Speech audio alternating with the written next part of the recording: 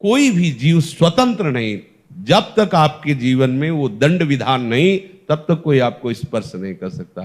तो इस तरह की भावना कभी अंदर पनपने ही नहीं देना चाहिए। यदि पनप रही है तो उसका निवारण करना। जैसे डर लग रहा है तो लाइट जलाओ, देखो डर है कहां, पूरे कमरे में देखो, पूरी रात कीर्तन करो, देखो कहां है। कहीं आज तक ऐसा नहीं हुआ। एक घटना आपको बताएं जो वास्तविक डर की थी। शेनपुर में थे तो वहां का एक माना हुआ हिंसक जो अच्छे अच्छे खड़े होकर उसका स्वागत करते थे, हमें पता नहीं था। गंगा किनारे भ्रमण करते करते अभी 2-4 महीना हुए थे वहां रुके। बहुत मंगलमय स्थान, भजन में स्वाभाविक रति हो। सांप बिच्छी तो वहां चीटी की तरह घूमते थे। 90 बीघा घनघोर जंगल अब भी है। अब क्या दशा है उसकी वो तो हमें पता नहीं जंगल की। गंगा जी नीचे से बह रही।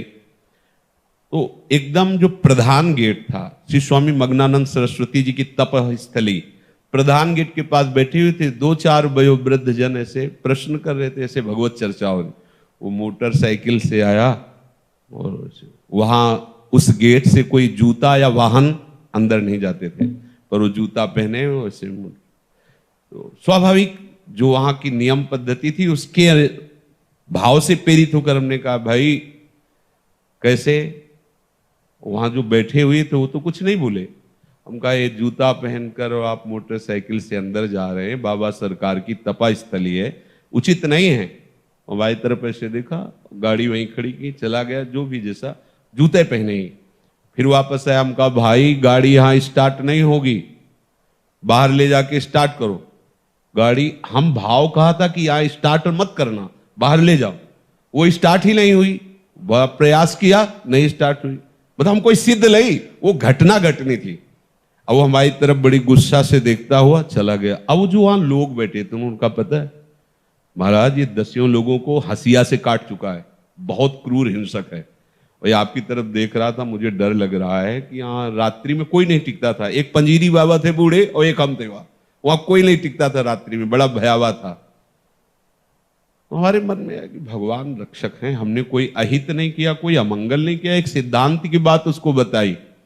सुबह गंगा स्नान करके विशाल अशोक का वृक्ष, उसके नीचे हम पद्मासन लगाए बैठे हुए थे। तो पत्तों में जो पैरों की खरखराहट होती ऐसा सुनाई दिया कि कोई नजदीक आ रहा है।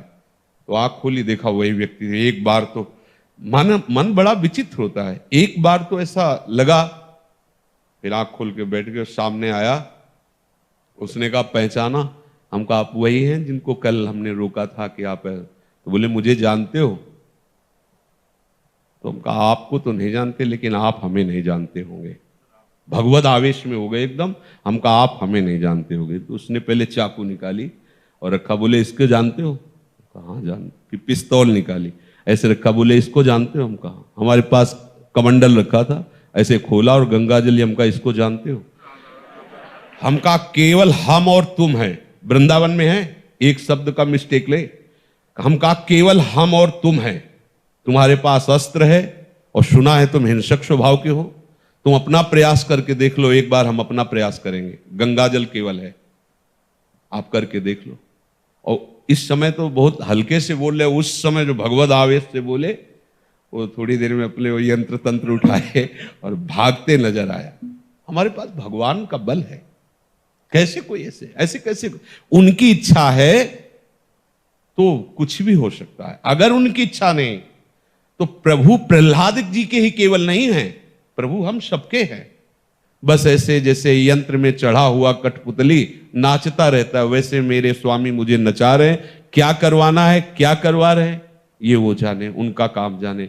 पर आज हमें ऐसा विश्राम है जैसे बाहर से नौकरी करने पर अपने घर आए और फिर आराम से अपने परिवार में नहीं सुखपूर्वक रहता है, ऐसे हमें लाडली जी की शरणागति से, वृंदावन धाम से मुझे ऐसा विश्राम मिला है। अब कोई परवाह नहीं रह गई, न जीने की, न मरने की, न साधना की, न सिद्धि की, न दुर्गति की, न सदगति की। एकदम फ्री, एकदम फ्री। और उसका हम परिणाम देखते चले जा रहे हैं। जो 10,000 वर्ष साधना करने पर लाभ नहीं मिलता था, वो ऐसे ऐसे ऐसे दे रही हमारी लाडली जी। प्रगट में प्रमाण भी तो होना चाहिए, हम देख रहे हैं, प्रमाण देख रहे हैं, बस इनके गले पड़ जाओ। हमें तो लगता है कि अब आपके अंदर कोई प्रश्न नहीं होना चाहिए।